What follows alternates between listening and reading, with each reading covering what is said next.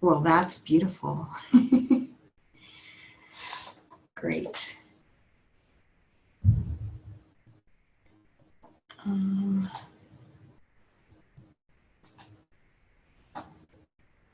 Welcome everybody to the webinar. We're going to wait just a little bit longer for folks to keep joining.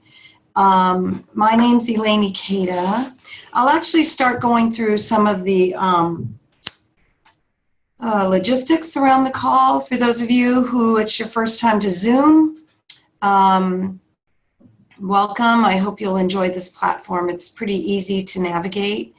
If you you are all on mute, and that's just so we don't get the background noise. I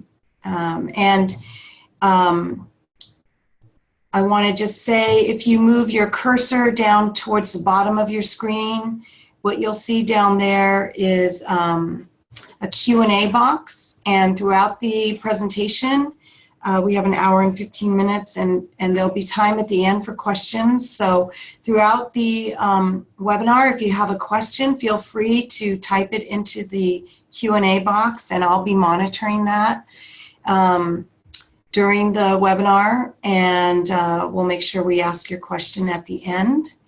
This is being recorded, so if you have colleagues that perhaps couldn't join, there'll be a link that you receive, a link to the YouTube recording that you'll receive in the next day or so from Piper with an evaluation that we'd love for you to fill out and give us feedback and suggest other topics that you might want. This is our last topic. This is our last webinar for this academic year. I think we had about 6 or 7 over the course of this year, and but we're open to hearing some suggestions for future topics. Again, I'm Elaine Ikeda with California Campus Compact, and we have been putting on this webinar series in collaboration with Campus Compact of the Mountain West and Utah Campus Compact. And so I'm excited today to have some California folks that we're featuring in this webinar on engaging immigrant communities. So you can see their names here, and I think they're going to introduce themselves in a little more detail coming up, but we have Duke Austin, who's an assistant professor here at Cal State East Bay in the Department of Sociology and Social Services. Diana Balgas, who's the executive director of the Transfer Student Programs here at Cal State East Bay, and Andrea Wells-Tully, who is the Community Engagement and Project Coordinator for the Center for Community Learning and Leadership at San Jose State University, although that's a recent move, and she was here at Cal State East Bay, which is also where California Campus Compact is hosted. So we're all actually more or less on the same campus, although now we're missing Andrea, but she's moved over to San Jose State. So we're going to go ahead and get started. Again, any questions, type them into the Q&A box, and I'll let Duke start us off. So Duke, you have to unmute. Oh, the unmute button. As Elaine said, my name is Duke. I am an assistant professor at Cal State East Bay. And what I'd like to talk about is my class, a community engagement class focused on immigrant communities that I created at Cal State East Bay. And what I'll talk about first is kind of a need that I saw arising in the community, and then the response, which was the creation of the Immigrant Community Engagement course. So what we saw in 2014, this is before I had created the course, was a surge in the number of unaccompanied minors who were crossing the border into the United States. You could see this data came from May 2014, so not even halfway into the year, and the number of unaccompanied children who were apprehended at the border already dwarfed entire years of data from previous years. And because the U.S. Constitution guarantees that any child in the United States, regardless of immigrant status, will have access to education, what we started to see is that school districts were going to be impacted by a surge in students. And this was reflected in several headlines, such as this one from EdWeek: surge of unaccompanied minors crossing border presents education challenges. U.S. schools gear up for surge of young immigrants. And 70,000 kids will show up alone at our border this year. What happens to them? In Mother Jones. Locally, in the San Francisco Bay Area, we have a couple of schools that are already serving recent immigrant populations. One of those is Oakland International High School, which was featured in this story by the New York Times. Oakland International High School is a school that is a public school. It's a district school, so it's not a charter school. And it exclusively serves recent immigrants. So every student in the school, and the school has about 425 students, is an immigrant. In 2014, Oakland International High School and its sister school in San Francisco saw a 25% increase in the number of unaccompanied minors. At that time, I had a class that I was already teaching called the Sociology of Immigration.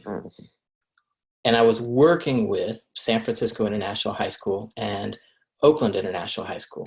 So this class, Sociology 3612, Sociology of Immigration, had a day-long campus visit where students from one or the other high school would come for a day-long visit and form mentor groups. So each of my students would mentor 3 or 4 of the high school students. My students would take them on a campus tour, attend a college class together, eat lunch together in the cafeteria, attend an informational session on admissions to Cal State East Bay, financial aid, resources that we have here on campus. And then my students would do in-person interviews with the high school students about their immigration experience. So my students then used those interviews to write their research papers. Now, this class was happening during the surge of 2014, and what some of my students and the schools themselves noticed was a need for school support, that the schools needed additional help. And so that's when I started working with the Center for Community Engagement on the Cal State East Bay campus. I applied for and received a grant to develop a new course that would follow best teaching practices, that would also evaluate the impact of the course on students and community partners. And so I began working on this course, developing a new course that would place my students in the high schools themselves. So that course, this new course, Sociology 3614, Immigrant Community Engagement, eventually ended up working with 12 community partners, 2 of those being the high schools I mentioned previously. For this course, my students do an Undocu Ally training, which has been created by some incredible people at Cal State East Bay. My students also spend 6 to 8 hours a week in service learning, providing community service to one of those 12 community partners, all of which I forgot to say are nonprofit organizations or schools that serve immigrant populations. In the class, students read these 2 books, Learning Through Serving and Service Learning and Social Justice, and write weekly reflection papers, incorporating what they read in the book and incorporating that into their service learning experience. And then we meet once a week for class discussions and really going in depth about what's happening with their community service experience, how they are making an impact, how they can make a better impact, and also how the service is affecting their lives. We end the course with the Community Engagement Showcase, which is an evening in which my students create large conference-style posters. These are 4-foot by 3-foot posters that highlight their community engagement experience, tying it to the themes that they've read about in the books. To give you an idea of some of the stuff that my students do in the course, this is my student in the bottom right. In the red shirt, she volunteered with Asian Health Services. Here's another student of mine. She's also in the bottom right, providing community service with Soccer Without Borders. Here's a student in the red Chicago Bulls hat, providing tutoring at San Francisco International High School. Here's a student delivering pizza to hungry high school kids, also with Soccer Without Borders. Other students, this is my student standing in the background, teaching job training skills and computer skills. My student with on the right with the name tag, the orange name tag lanyard on, teaching reading at Reading Partners. And another student wearing the Cal State East Bay shirt, she's sitting on the left, working with a high school student, doing tutoring for that high school student. Other things that the class does, we work on inviting community members to the Community Engagement Showcase. So we hope that every community-based organization that we're working with can send a representative to the showcase. We also invite the campus community and important folks on the campus. So these are my students in the office of President Leroy Morishta, inviting him to attend the showcase. He unfortunately had to decline. He had a meeting with the governor the same night, but did spend this evening meeting each student and asking them about their community service experience. The showcase that I talked about looks like this. Here my students are standing next to their posters, fielding questions about their community engagement experience. The students really get into this, and they invite their friends, they invite their family members to come and see them talk about their community engagement experience. And you can tell by inviting those friends and family members that they're really proud of the work that they do. My students also give short speeches about their service. Here's one of my students who was nominated and elected by our peers to give the keynote address at the showcase. Here's another student showing off her poster. And I want to zoom in and just show you how really the students can take this to the next level. And so this student designed her poster with concepts that she read about in the book. I think she has those listed on the left and right hand side of her poster, with the connecting lines to the centerpiece that talk about her particular engagement with those concepts at her service site. She was at Oakland International High School. In the middle, she shows the Venn diagram of the three components that make up service learning. And so we had promised that part of the class would do an evaluation. And so looking at the impact that the course had both on the community, on the students, and the university, we got a lot of feedback in terms of this quote from our community liaison at Oakland International High School. He said, "All of your students have had such a wonderful presence at OIHS. There could not have been a more important time in our country's history than now to be a part of it all." The students in the class, almost 100% say that the course has changed their lives. Here a student says, "This course helped me find my passion. I now realize that I feel complete when I serve others. It also helped me find employment. I updated my resume with my service learning experience, and I have been offered a position as a behavioral technician."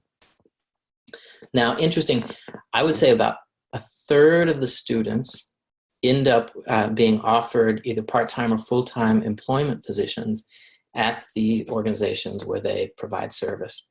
And another third of the students tell me things like this, that they might not have gained employment at that particular site, but just by having that experience, it helped them get other employment in service-related fields. And the administration appreciates the course. Here, the associate provost says, "You would be pleased to know how many of the students told me they are reconsidering their careers to move into school counseling or social work based on the volunteering they did as a part of your course. I don't know of many classes where students so quickly bond with ideas, possible careers, and each other within one quarter." So, really successful course, making an impact in the community-based organizations and on the students in the course themselves. Some folks will say, well, how do I get started? What do I do to create something like this at my university? And I would say, find your people. Find the Center for Community Engagement or the office on campus that's really helping reach out to community-based organizations and form those partnerships. I know Andrea Tully was with our Center for Community Engagement at the time, and she was instrumental in helping me develop this course. And it wouldn't be what it is now if it were not for her. And that's all I have.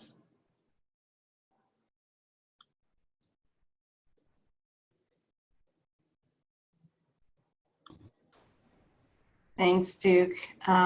Is it Diana who goes next or Andrea? Diana. Okay. Diana, hopefully you can unmute and share your screen. Thank you.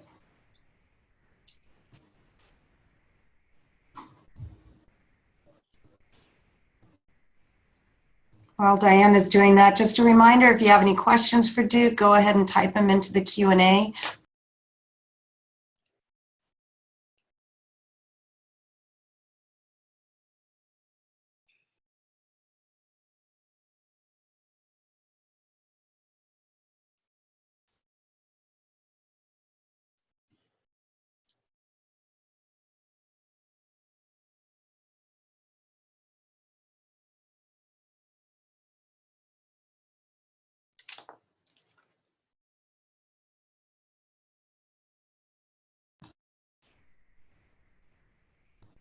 Looks good, Diana. You can go ahead and start if you want. Okay, hi everyone. Thank you for listening in. My name is Diana Balgas, and as introduced, I serve as Executive Director of Transfer Student Programs, but I also serve as a campus liaison for Undocumented Student Resources.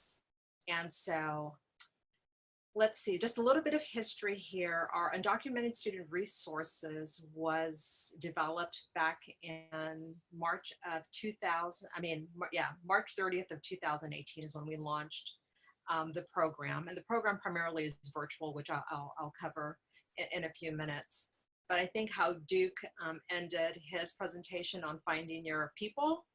The first slide here actually is some of our people that have been actively supporting our undocumented students here on campus. You see many of them with our GANAS sweatshirts there. GANAS is a transfer program that is a learning community for transfer students. And GANAS is one of the first programs actually here on campus that intentionally began serving undocumented students. And so they definitely, our advocates, they're definitely out there supporting our documented students, and they were out there actually tabling, informing students of the recently launched undocumented student resources that we have here on campus. So just to kind of preface, I think, the rest of the presentation. And so I'm going to talk a little bit about the rising concerns which led us to the creation of the Undocumented Student Resources virtual site. Responsive resources that we've been able to establish, some of the advocacy work that we have partaken, and as well as the community of support that we frequently utilize, and then some tips. So rising concerns at the local level. So in March of 2013, there was some conversations around Hayward. So our campus is situated in Hayward, California, and Hayward began having discussions about becoming a sanctuary city. And so that first picture was actually my left side, talks about, well, actually they're celebrating the day that Hayward actually became a sanctuary city. Around the time that they were having community discussions, meetings around the possibility of becoming a sanctuary city, there was an increase, and these are some other headlines like Duke provided on what was happening to our city once Hayward decided to kind of explore the sanctuary city status. So you see that ICE started coming into our city. A number of individuals, I want to say over 150 individuals have been detained. And so that caused a lot of concern, I think, for the campus, for our students who are from the area, and definitely from our local Hayward, congressional leaders and citizens. And so Hayward is known as the heart of the Bay, which is kind of ironic, but we definitely saw the climate change in our city and a lot of concern and worry amongst our faculty, staff, and students here at the university. And then in addition to that, at the national level, we definitely had a lot of concerns with the messaging that was taking place. First of all, the September 5th decision to end DACA. And then the mixed messages, I think, that these tweets kind of show. On one hand, the president had indicated to end it, but that he would support it. And do we really want to, throw out good educated individuals? And to his latest post saying that DACA was dead. And so, if anything, there's a lot of anxiety, I think, amongst our students about their current status, those who have DACA and those who don't have DACA, about their future here at the university, their future here in the country. We have had an increase in counseling needs of our students because of a lot of the anxiety. We recently hosted an event where we invited students, and many of their anxiety comes from returning home and their family not necessarily being there when they arrive.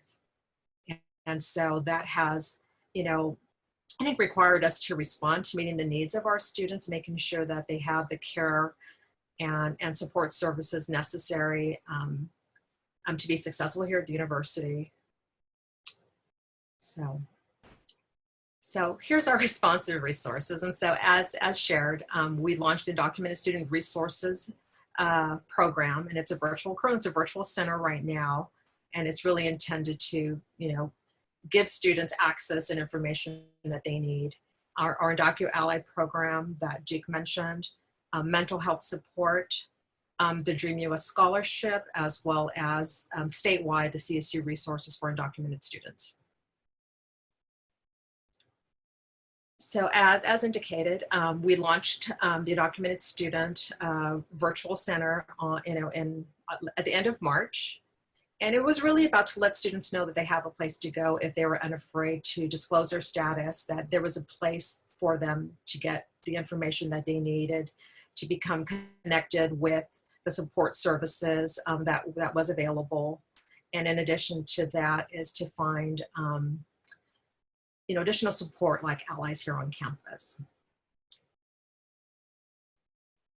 And so here's just a snapshot of our website. And as you can see, we have given, we try to keep it updated with messaging, letting them know what the current climate is, what kind of support there's out there in our community to how whether or not it's completing their DACA application. Our chancellor has been quite active in messaging our students and letting individuals know what the current climate is or what opportunities are for them. We also have a directory of allies that's listed, and the opportunity to become an ally for training. And so there's a lot of other resources connecting students to academic advising to financial aid, to scholarships, mental health services, community resources, you know, and much more. So it's a one-stop shop for students to get a lot of information. So our DocuAlly support was developed by a team of individuals here on campus. And we have over 200 allies here on campus that have been trained. They consist of faculty, staff, and students. And so that's an area that has been growing. A lot of individuals want to become allies. I know Duke has invited the trainers to go to his class and actually have his students become allies in his classes. We've had the provost office contact us to train all of their staff. The president's cabinet all have been trained to be for DocuAlly support. And we keep getting requests for departments and classes and students to get access to the training, but in addition to that, the status of being an ally. So here's just one of the training flyers that we recently conducted. And so it provides a brief overview, and it's really about understanding, you know, immigration history at the federal and state levels, looking at policies that impact students' financial services, and how to support undocumented students through their college journey. It runs about 2 hours, the training, and once the individual or students complete the training, they actually get an DocuAlly placard, which can be displayed in their office, outside their door, on the window. And it's really about letting our undocumented students see the symbol and know that that's a safe and welcoming space for them, that the individuals have undergone training, they understand what they're going through, they understand, you know, the immigration history and the policies and procedures. But in addition to that, it is a community. And so in the event that they're not able to answer questions, there is leaders who, you know, understand, you know, the policies that are currently up to date. And so there's access to make referrals when students are having some difficulty. And our students, since our students get trained as well, and since they don't have an office for a placard, we actually have buttons that we give them. And the buttons, basically, they either wear it on themselves or many of them pin it to their backpack. And so if students walking around campus see students with an DocuAlly button, they know that that's a safe person that they can connect with. Featured here on this slide here is Melissa Cervantes, and she was the individual who kind of kicked off the ally training here on campus, and she's recruited a couple of individuals to assist her with training because this is something that's not necessarily part of her job. This is something that she has passion for, and so she gets a lot of requests for DocuAlly training. And so one of the things we're looking at is actually train the trainer so that we can kind of expand the number of facilitators that we have on campus that can conduct the training. So I think that's the next phase of what we want to do with the DocuAlly training. And so one of the things we were fortunate enough to be a part of is the Dream US. And so the Dream US is a national scholarship solely for dreamers. And we had an opportunity to connect with them back in 2013. That was when I was first introduced to the founder of the Dream US. And I actually met her in Washington, DC at a conference. And she just happened to ask, where are you from? I told her California. What part? I said the Bay Area. Do you serve community college students? Yes, I do. And it goes from there. And so what we were able to do as a result of that conversation is we became a partner institution of the Dream US for the Bay Area.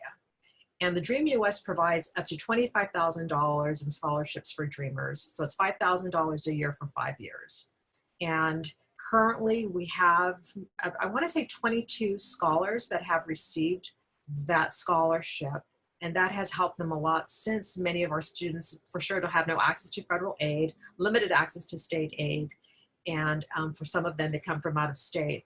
But the cost of living in California is so high that this scholarship definitely comes in handy, to cover tuition cost and living expenses. So mental health, as touched on a little bit earlier, in response to the concerns of our students with stress related to xenophobia, racism, deportation fear, separation of family, managing finances, identity, Dr. Rene Moreno has launched a number of these support groups for students. And so, although students can access one-on-one counseling, he wanted a safe place for them to talk to each other, to be able to share kinds of experiences and concerns. And so initially he called it the Undocumented Dreamer Support Group, and he recently changed it to an Immigration Support Group to broaden it. But it's still focused on supporting undocumented students and or those with immigration concerns. And so this is an area that continues to be of quite importance, and more students are actually seeking assistance from our Student Health and Counseling Services Center, where Dr. Rene is housed. And I think that more students are coming out of the shadows and utilizing the support services to help manage the stress and anxiety that they're experiencing.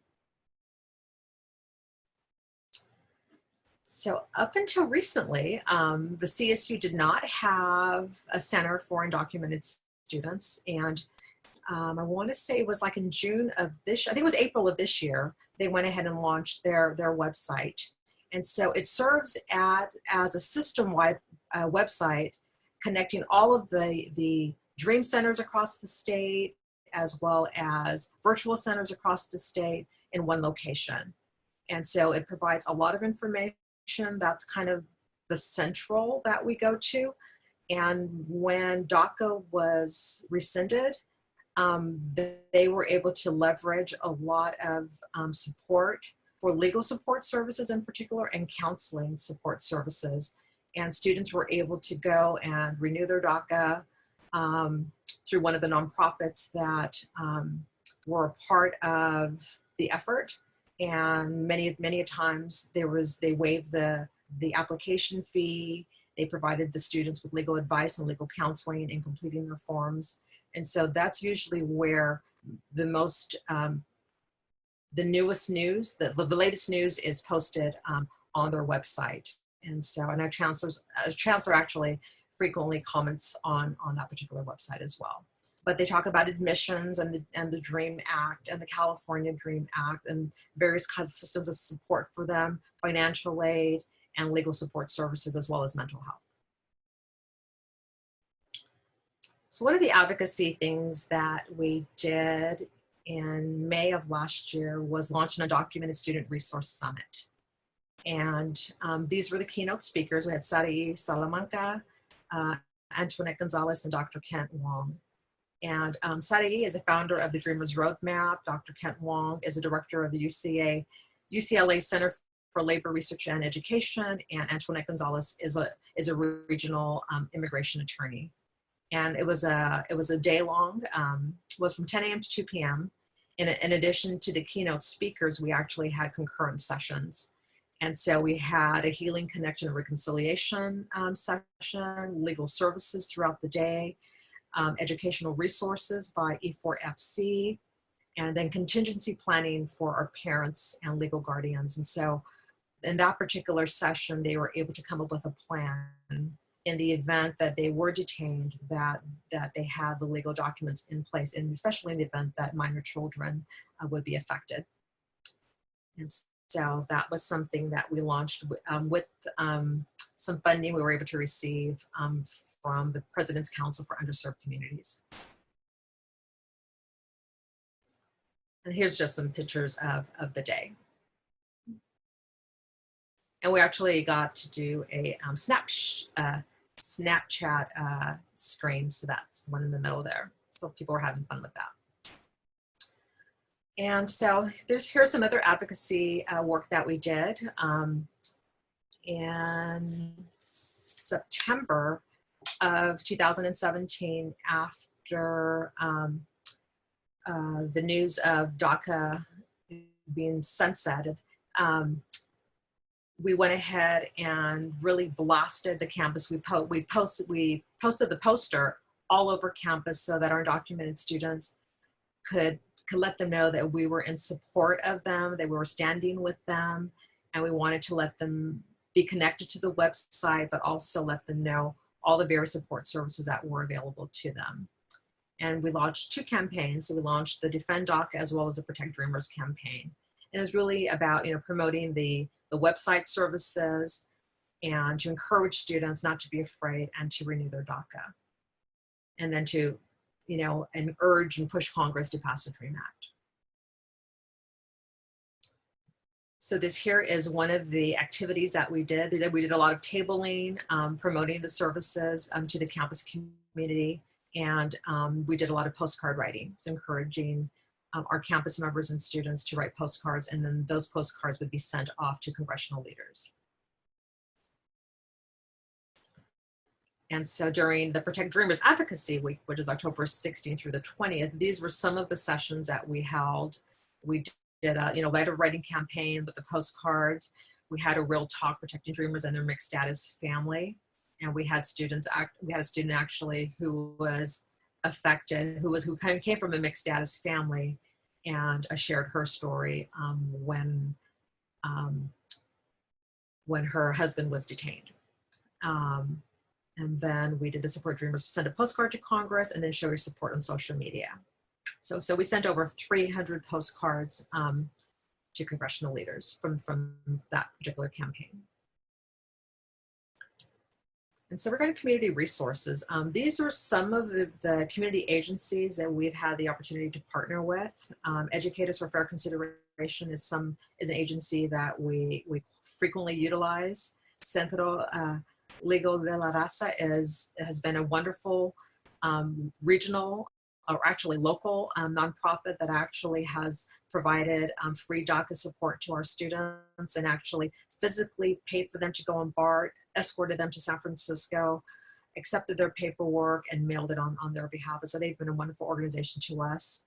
Some of our undocumented students here participate in the DREAM SF Fellowship, and they actually come back to our campus and facilitate workshops on Know Your Rights. They've been journalists writing newspaper articles on behalf of undocumented students on that. So that's an organization that has been very supportive of our students here. Catholic Charities and College Track, and then the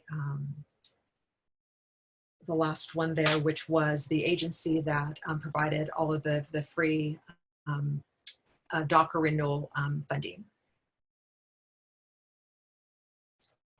And so for tips, and so like Duke said, get informed. So this here was something that I found. I thought this is so perfect because one of the things we talked about is definitely find your people is so important. You need to find people who are of like mind, who has similar passion. Much of the work that we do here on campus and support our undocumented students is something that we take on in addition to our regular job. It's something that is not part of our job description in any way. And so it's about the passion and concern that we have for our students. And so really looking at, becoming informed and getting to know, what the issues are, safe places and or just an ear to give our students, that makes a lot of differences. Collaborate and share information is something that we've been fortunate to do with, Duke's class and the work that we're doing with undocumented students. And when Andrea was here, we've had an opportunity to collaborate on a number of things. Definitely keep contacting, our congressional leaders to hopefully come up with a solution for our undocumented students, a permanent solution, and definitely building agency around, the work that you do and the people that you can affect.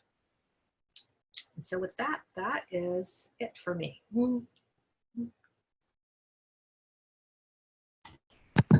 All right, turning it over to me. Let me go ahead and share my screen. Oh, Diana, you have to stop sharing yours. There we go. Perfect.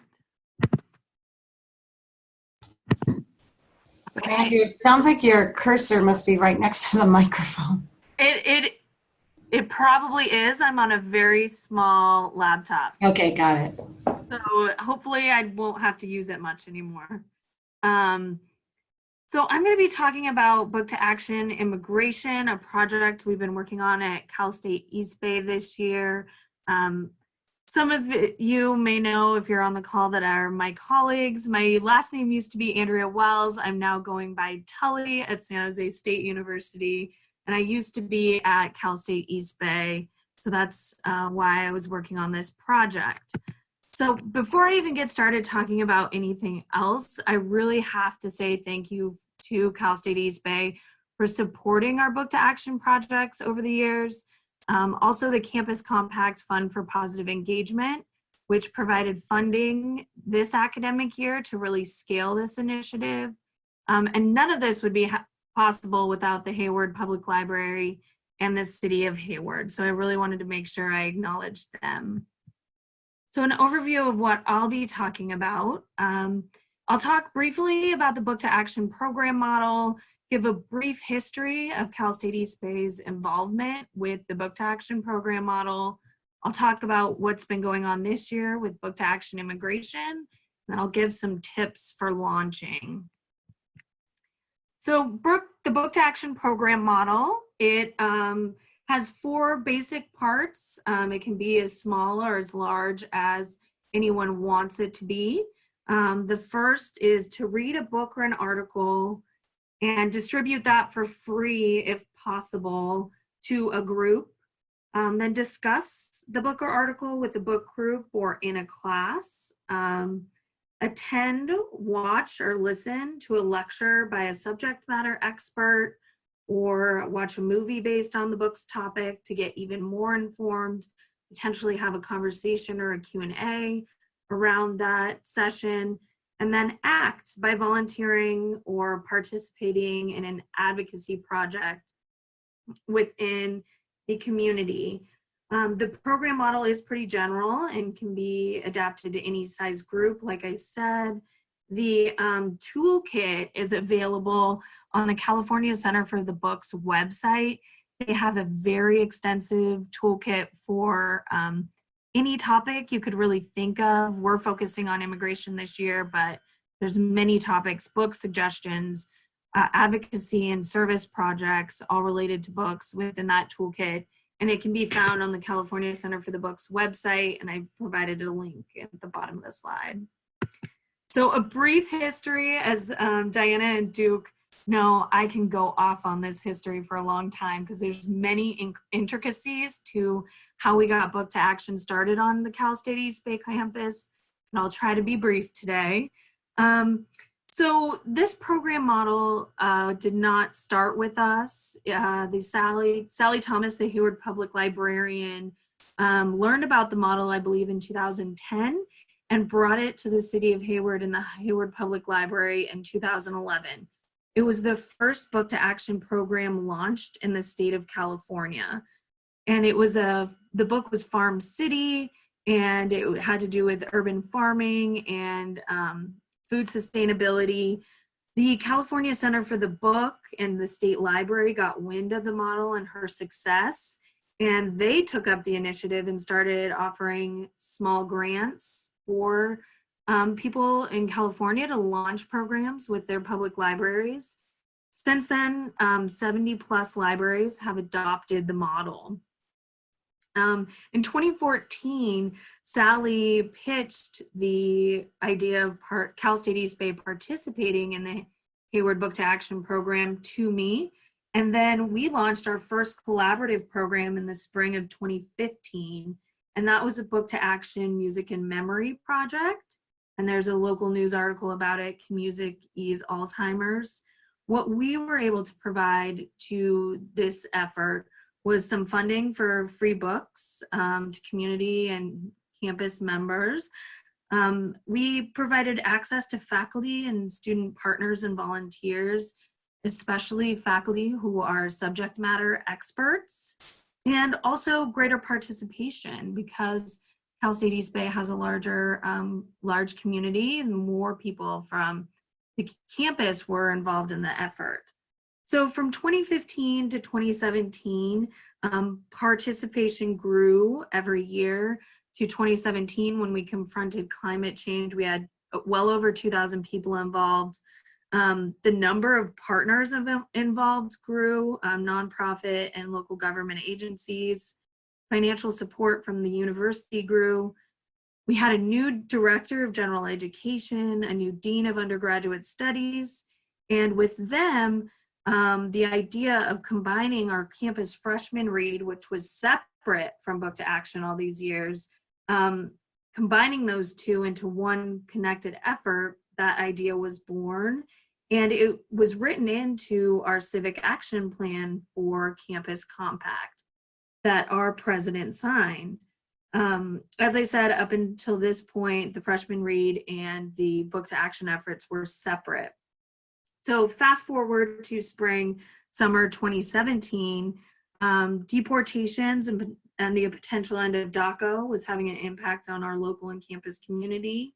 At the same time, the city of Hayward was creating a commitment for an inclusive, equitable, and compassionate community. It's a mouthful. They call it the commitment for short. A part of that commitment included becoming a sanctuary city. And this Book to Action program was written into the city's plan as an action item of the commitment. That same summer, we received the Campus Compact Fund for Positive Engagement grant for our Book to Action immigration project. So the goals of this project were to enable residents to voice concerns about local and national issues related to immigration.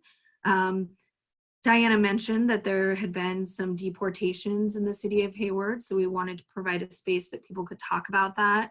We also wanted to create a supportive environment for open dialogue for people that may not be advocates for immigration reform, as well, to voice their concerns, and then also allow residents to put the city of Hayward's commitment into action.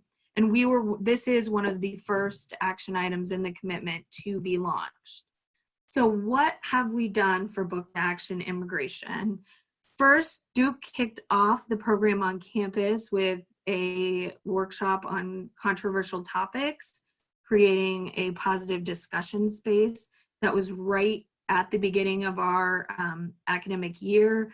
City members were invited to attend, and some did, and he did 2 workshops. Then during our Make a Difference week in fall, we hosted a coffee and cocoa with cops,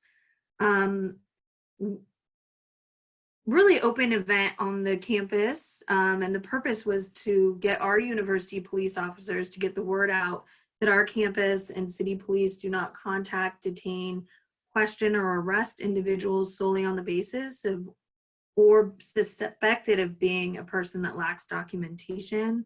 Our Pioneers for Change, which is a student leadership program on campus, spread the word about Book to Action immigration, and also in partnership with Undocumented Allies, they shared resources available on campus and invited participants to write postcards to Congress calling for immigration reform. That was a part of the Protect Dreamers project that Diana talked about. Over 250 students wrote postcards. We ran out of postcards at the event. It was very successful. And then we started taking pictures for our photo project. And our photo project, really, we wanted allies and those being impacted with what's going on regarding immigration in our country to take pictures and write a message about their hopes and dreams regarding immigration, DACA, their future, and why this impacts them. So we have well over 100 photos, I think even more than that. Some of the photos are featured on this slide. And if you go to the haywardbooktoaction.org website, there's a link and you can see some of the things that our photo project people have said. It's very moving. And one of the things I want to say about this is our senator put out a call asking for messages and what our community thought about what's going on with immigration. And we were able to send him all the pictures, our Hayward Public Librarian was, to make a statement that our community does support our immigrants. So that was our photo project. We hosted book discussions. There was 4 community discussions. One was led by a city council member in Spanish. And we received feedback from people who may not have been as supportive of immigration reform, but wanted to learn more about the safe space, that they really appreciated having the opportunity to attend these book discussions. There was an overall sense that people wanted to know more about how they could help. And then also there was numerous in-class book discussions at Cal State East Bay. Over 60 plus freshman experience courses were reading and assigned the book. So discussions took place there. So then we had our community event featuring Diane Guerrero. She's an actress. And if I forgot to mention, and I know it was on a slide, that her book, In the Country We Love, My Family Divided, was the book we chose this year.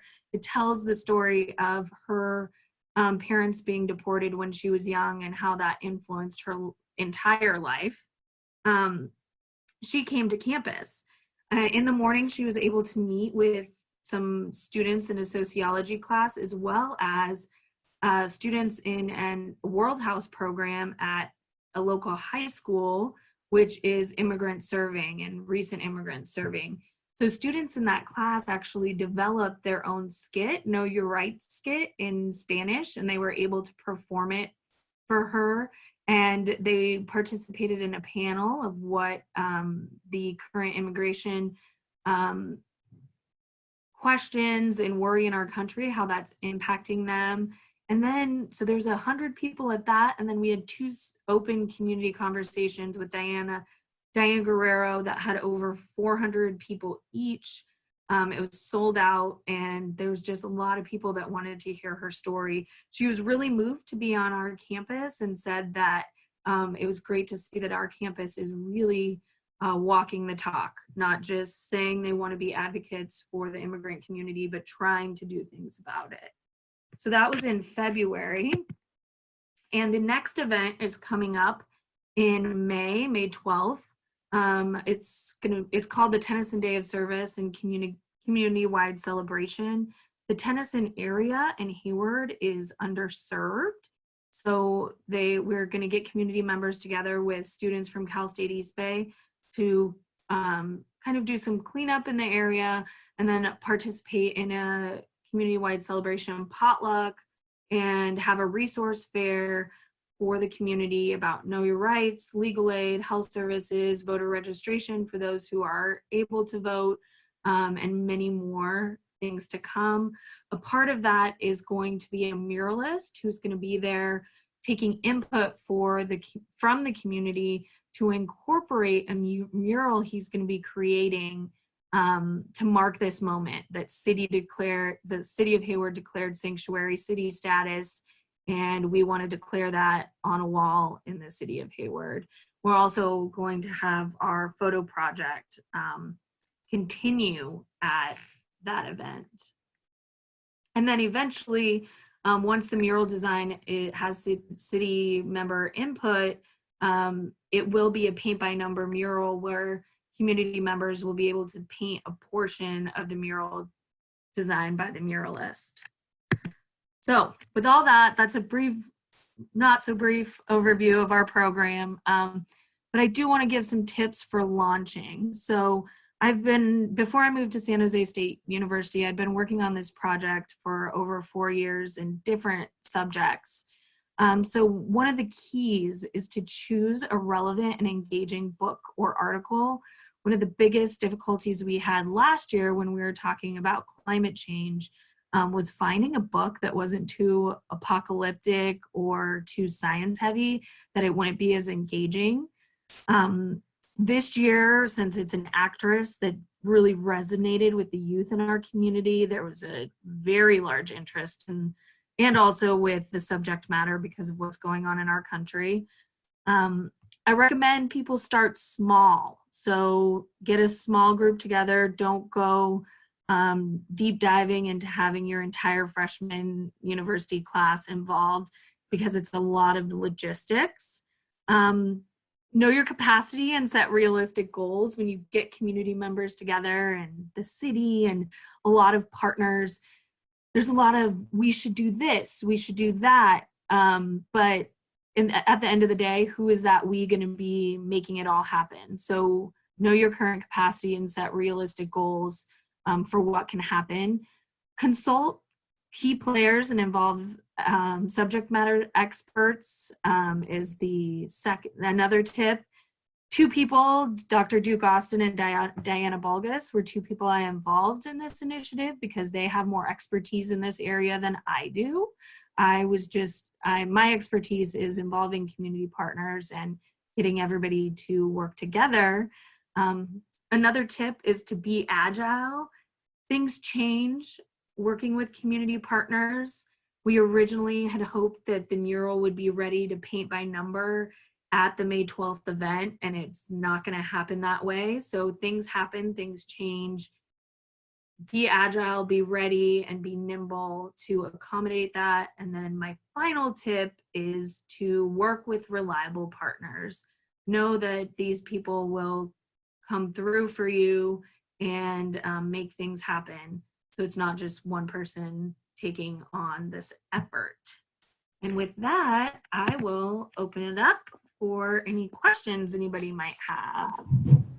Thanks so much, everybody. It was great to learn more about all the different aspects of how the campus is addressing these issues. So again, I encourage folks to type your questions into the Q&A box that you find at the bottom. When you put your cursor down at the bottom of the screen, you'll see the Q&A box. And so we have one question already for Duke. Do you have a course syllabus available that you could possibly share with folks? I'd be happy to share the syllabus. Is there, Elaine, perhaps a way to put it on the Campus Compact website or get it out to all participants?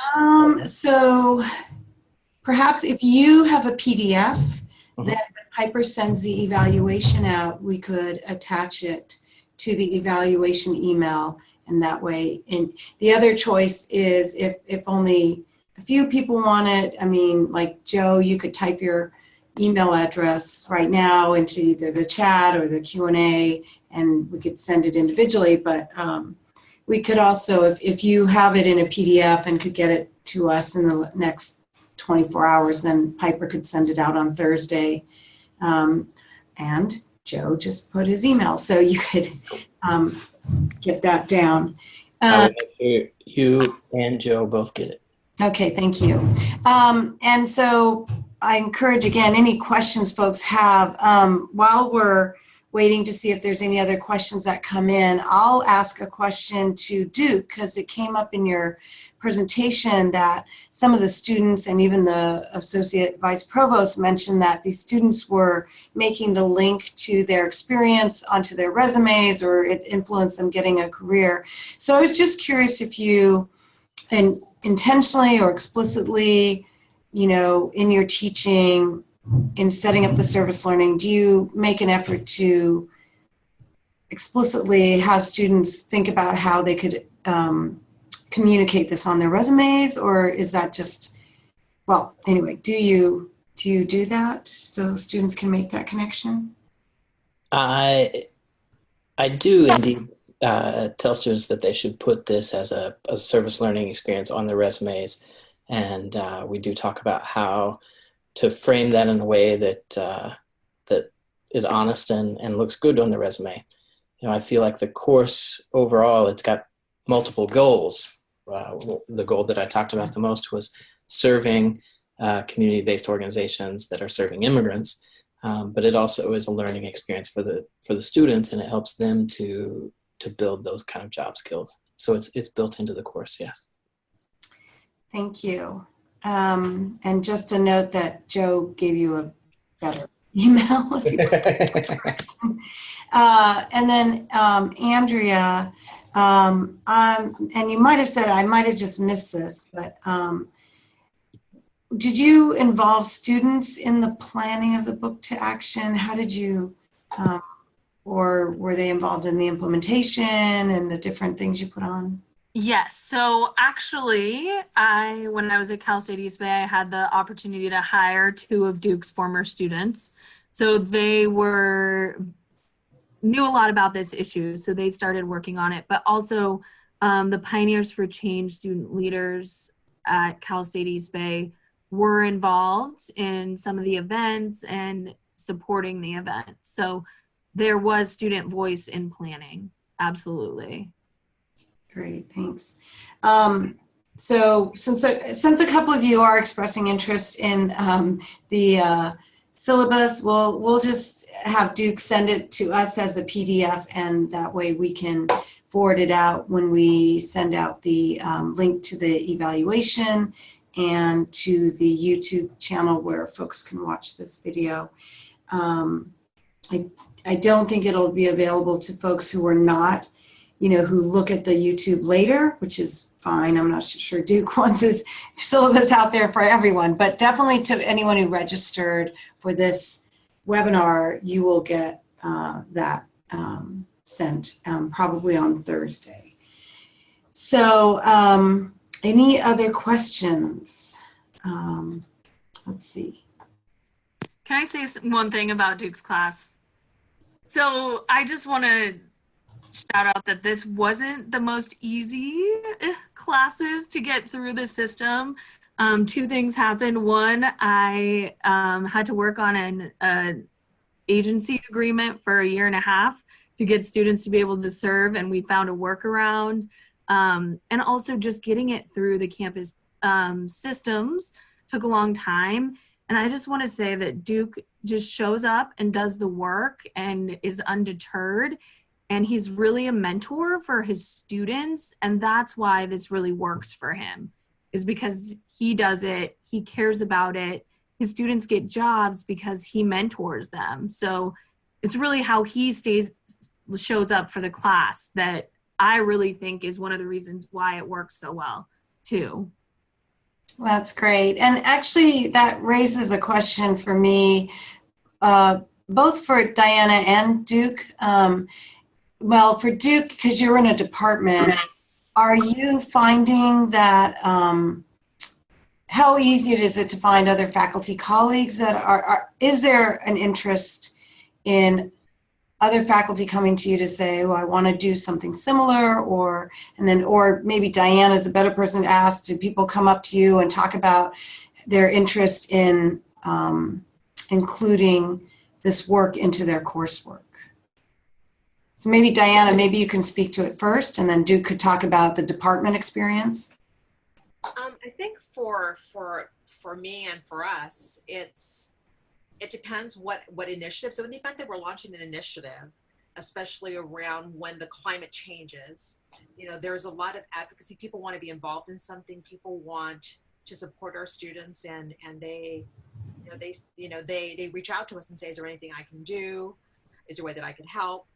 Because they know that when the tide changes, like right now, things might be a little calm, but tomorrow it may not be.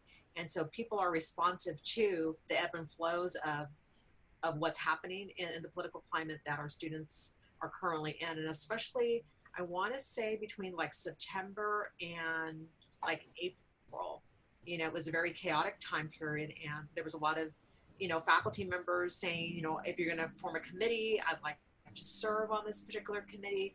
I serve on the Faculty Diversity and Equity Committee as a presidential appointee.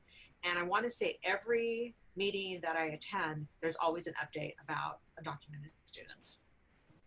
And a lot of the faculty there are expressing some concerns about some of our students that are being featured, let's say in the campus newspaper, without necessarily their consent. And so there's, policy work that's being developed as a result of, the various connections, between our program and faculty and Senate and people like Duke.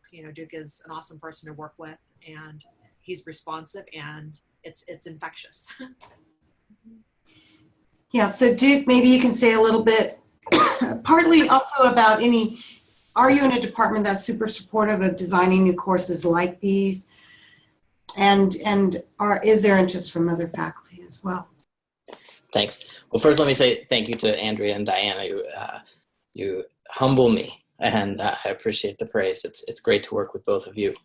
As far as my department, yeah, it's a very supportive department, and we do, the chair is supportive. The chair has put a lot of effort into making this course work, and so that has been really helpful. Where I'd like to see the course grow next is building more student involvement. Currently, one of the challenges is getting students bought into it before the course, right? They see in the course catalog that they have to spend 6 to 8 hours a week outside of class working, and a lot of students say, "Oh, that's too much for me," and don't sign up. And so I have a plan moving forward in that I'll use previous students to go speak in classes to advertise for the course. At the same time, I'm going to repost all of the posters around the sociology building and advertise for the course that way. Because what I'd love to see is fill the course to capacity and then have to create new sections that other professors could then lead. Great, thank you. Do any of you have questions for each other? It looks like so far no other questions are coming out. And if not, we can easily close out this webinar, but just in case any of you had any questions for each other.